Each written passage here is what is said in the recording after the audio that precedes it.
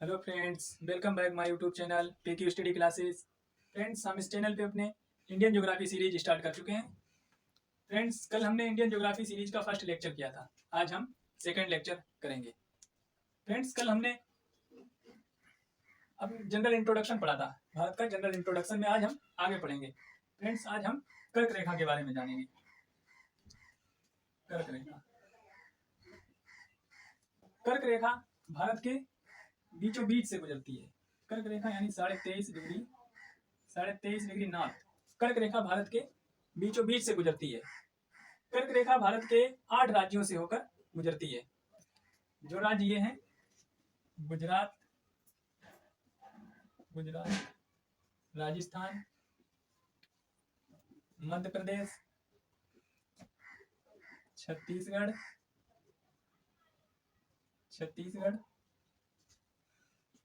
झारखंड, पश्चिम बंगाल, त्रिपुरा, मिजोरम। ये 8 राज्यों से कर्क रेखा गुजरती है। कर्क रेखा को याद करने की हम आपको ट्रिक बताते हैं। इसे कहते हैं मित्र पर गमछा झार। मित्र पर गमछा झार। इस तरीके से आप आसानी से याद रख पाएंगे कि कर्क रेखा पर कौन कौन से राज्य स्थित हैं। वहां से हो जाएगा मिजोरम, त्रिपुरा, पश्चिम बंगाल, और से राजस्थान, गा से गुजरात, वहां से मध्य प्रदेश, और छा से छत्तीसगढ़, और झार से झारखंड। फ्रेंड्स, ये ट्रिक है कर्क रेखा पर स्थित राज्य। आप इसको आसानी से याद कर सकते हैं। अब आगे बढ़ते हैं। फ्रेंड्स, कर्क रेखा जो है भारत को 2 कटिबंध में विभाजित कर देती है। कर्क रेखा भारत को 2 कटिबंध में विभाजित कर देती है। उस कटिबंध के बारे में हम बताएंगे। 0 डिग्री ये भूमध्य रेखा है। 0 डिग्री से 23.5 डिग्री नॉर्थ और 23.5 डिग्री साउथ का जो क्षेत्र होता है उसको हम उष्ण कटिबंध कहते हैं। उसको हम उष्ण कटिबंध कहते हैं या ट्रॉपिकल रीजन कहते हैं। उष्ण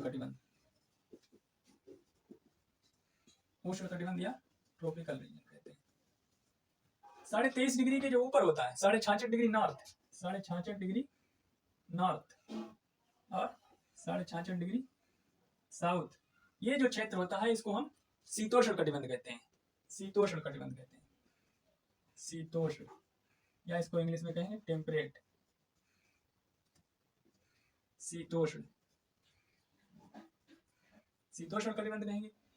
फ्रेंड्स, अब आप हमको बता सकते हैं कि हमारा जो भारत है वो किस कटिबंध में है। कौन कौन से कटिबंध भारत में पाए जा रहे हैं। आप इसको देखिए, 0 डिग्री से जो 23 डिग्री नॉर्थ का क्षेत्र होगा या उसके नीचे का क्षेत्र होगा वो क्या कहलाएगा? उष्ण कटिबंध।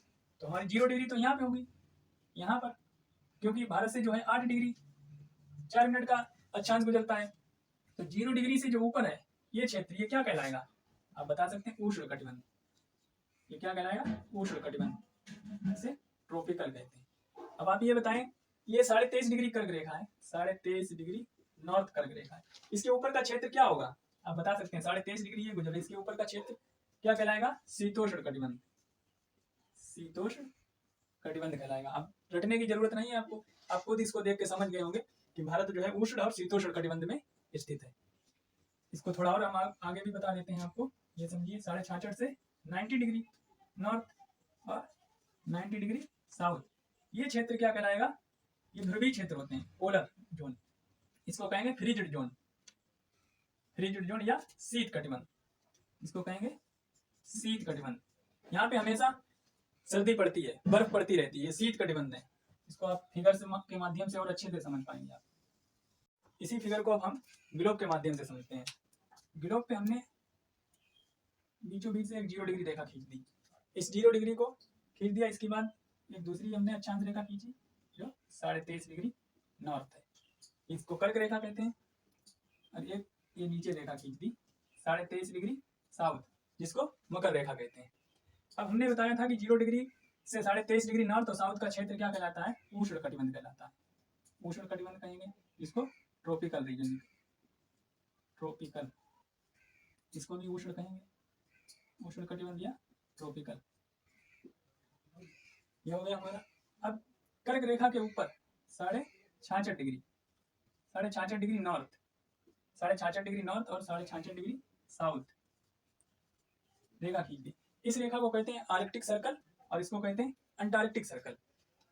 23.5 से 66.5 डिग्री नॉर्थ का जो क्षेत्र है इसको कहेंगे शीतोष्ण कटिबंध, इसको कहेंगे शीतोष्ण या टेम्परेट, इसको कहेंगे शीतोष्ण या टेम्परेट। अब 66.5 डिग्री नॉर्थ से 90 डिग्री नॉर्थ, 90 डिग्री नॉर्थ का क्षेत्र ये कहलाता है, ये पोलर रीजन होता है, ध्रुवीय क्षेत्र कहते हैं। और 90 डिग्री साउथ ये ध्रुवीय क्षेत्र है, इसको क्या कहेंगे, ये शीत कटिबंध, ये फ्रिज्ड जोन होते हैं, यहाँ पे हमेशा 12 मास बर्फ पड़ती रहती है, ये शीत कटिबंध, शीत कटिबंध जिसे फ्रिज्ड जोन कहते हैं। अब आपको समझ में आ गया होगा कि हमारा भारत जो है उष्ण कटिबंध और शीतोष्ण कटिबंध के मध्य स्थित है। यहाँ पे गर्मी, उष्ण कटिबंध का क्षेत्र होता है, 0 डिग्री के आसपास के क्षेत्र होते हैं, यहाँ पे गर्मी पड़ती है, ऊपर के क्षेत्र होते हैं यहाँ पे सर्दी पड़ती है। अब आपको ये समझ में आ गया होगा, आप इस फिगर को बना सकते हैं, बनाइए। अब हम आपको अगला कॉन्सेप्ट समझाते हैं, इसको इरेज करते हैं। भारतीय मानक समय रेखा के बारे में बताने जा रहे हैं आपको। भारतीय मानक समय रेखा, भारतीय मानक समय रेखा, मानक समय रेखा 82.5 डिग्री पूर्वी देशांतर को भारतीय मानक समय रेखा कहा जाता है। 82.5 डिग्री पूर्वी देशांतर को, 82.5 डिग्री ईस्ट पूर्वी देशांतर को भारतीय मानक समय रेखा कहा जाता है। भारतीय मानक समय रेखा से भारत का समय निर्धारित किया जाता है, जो उत्तर प्रदेश के प्रयागराज के नैनी से होकर गुजरती है। 82.5 डिग्री ईस्ट का मतलब क्या होता है, इसको आप समझेंगे। ये ग्लोब पे आप देखिए, ये 0 डिग्री, ये 0 डिग्री देशांतर है, जिसको GMT ग्रीनविच मीन टाइम कहते हैं, या यहाँ से समय का निर्धारण किया जाता है। ये लंदन के ग्रीनविच से होकर गुजरती है, और ये है 82.5 डिग्री, 82.5 डिग्री पूर्वी देशांतर। इसका मतलब क्या हो रहा है कि हम 0 डिग्री से कितना दूर हैं, 82.5 डिग्री देशांतर हम दूर हैं, 82.5 डिग्री देशांतर हमारी दूरी है। इसको हम समय में देखेंगे, समय कितना दूर है, 82.5 डिग्री देशांतर। अब इस समय जब हम पता करने हैं, इससे पहले हमें पता करना होगा कि हमारी पृथ्वी जो है 24 घंटे में कितना घूम जाती है, 360 डिग्री। 24 घंटे में पृथ्वी जो है 360 देशांतर का भ्रमण कर लेती है। हमारे देशांतर जो है 360 होते हैं, तो 24 घंटे में पृथ्वी कितना घूम जाती है, 360 डिग्री घूम जाती है। अगर हम इसका पता लगाएं कि 1 घंटे में पृथ्वी कितना घूमती है, 1 घंटे में पृथ्वी कितना घूमती है, तो 360/24 कर देंगे, तो 1 घंटे में पृथ्वी कितना निकल के आया, 15 डिग्री, यानी 1 घंटे में पृथ्वी 15 डिग्री घूम जाती है। अब हम इसको आगे देखेंगे कि पृथ्वी जो है 1 डिग्री घूमने में पृथ्वी को कितना टाइम लगता है, 1 डिग्री घूमने में पृथ्वी को कितना टाइम लगता है। 1 डिग्री हम निकालेंगे तो इसको घंटे को मिनट में कर देंगे, 60 मिनट में 15 कर देंगे तो 4, यानी कि 1 डिग्री घूमने में पृथ्वी को 4 मिनट का समय लगता है। अब हम इस समय का पता लगाएंगे कि 82.5 डिग्री देशांतर जो है 0 डिग्री से हम कितना आगे हैं, तो 82 डिग्री यानी कि 1 डिग्री यानी 1 देशांतर बराबर 4 मिनट के है। तो 82 डिग्री, पहले 82 देशांतर निकाल लेंगे, तो 82 देशांतर बराबर कितना हो जाएगा, इसको हम गुणा करेंगे, 4 दूना 8, 4 8 32, 328 मिनट हो गए, 328 मिनट 82 देशांतर का हो गया। तो 1 देशांतर बराबर 4 मिनट के, तो आधा देशांतर और है इसका बराबर, यानी 2 मिनट और हो जाएंगे, 2 मिनट और हो गए, टोटल कितने मिनट हो गए, 330 मिनट हो गए। 330 मिनट को अब हम घंटे में कन्वर्ट करेंगे तो 60 से भाग दे देंगे इसमें। जब 60 से भाग दे देंगे तो क्या आ जाएगा, 5.5 घंटा, यानी 5 घंटा 30 मिनट, 5 घंटा 30 मिनट आ गया। इसका मतलब क्या हुआ कि जो 0 डिग्री है यहाँ का जो टाइम है वो हमारे टाइम से क्या है, 5.5 घंटा पीछे है। और आसान भाषा में समझिए, ये जो लंदन के ग्रीनविच जो रेखा है 0 डिग्री, लंदन में अगर दोपहर के 12 बज रहे हैं, दोपहर के 12 बज रहे हैं, तो भारत में टाइम क्या हो रहा होगा, शाम के 5:30 बज रहे होंगे।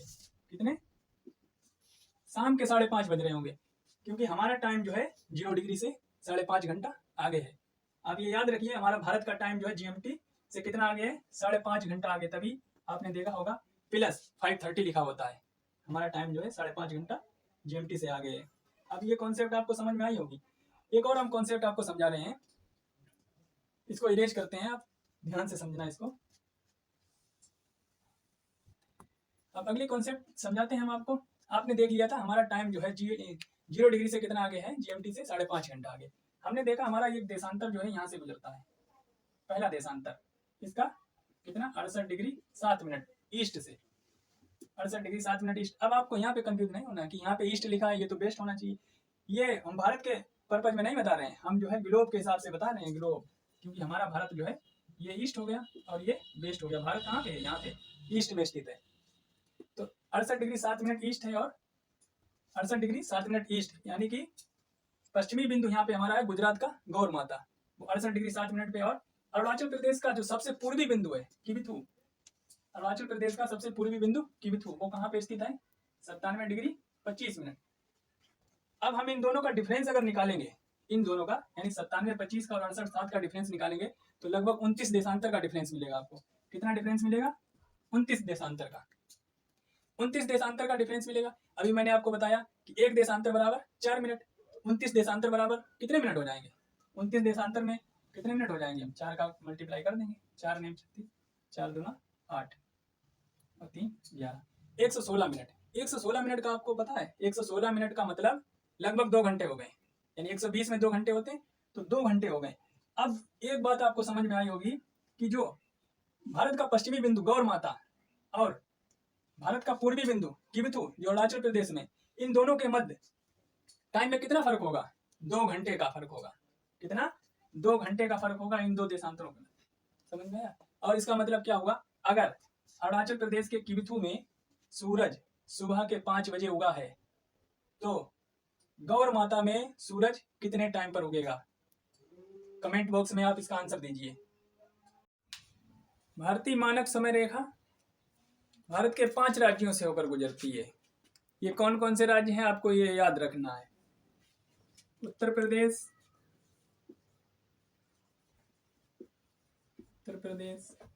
मध्य प्रदेश, छत्तीसगढ़,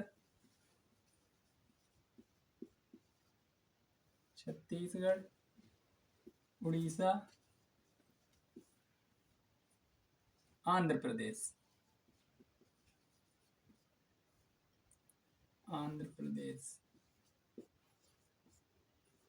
फ्रेंड्स आपको ये पॉइंट्स याद रखना है, ये राज्य याद रखना है। दूसरा इंपॉर्टेंट पॉइंट, मध्य प्रदेश एक ऐसा राज्य है जिससे कर्क रेखा और भारतीय मानक समय रेखा दोनों गुजरती हैं। और छत्तीसगढ़ एक ऐसा राज्य है जहाँ पे कर्क रेखा भारतीय मानक समय रेखा को काटती है। फ्रेंड्स आप कमेंट्स करके बताइएगा हमारी क्लास आपको कैसी लगी है और हमारे पढ़ाने का तरीका कैसा लगा है। Thank you very much.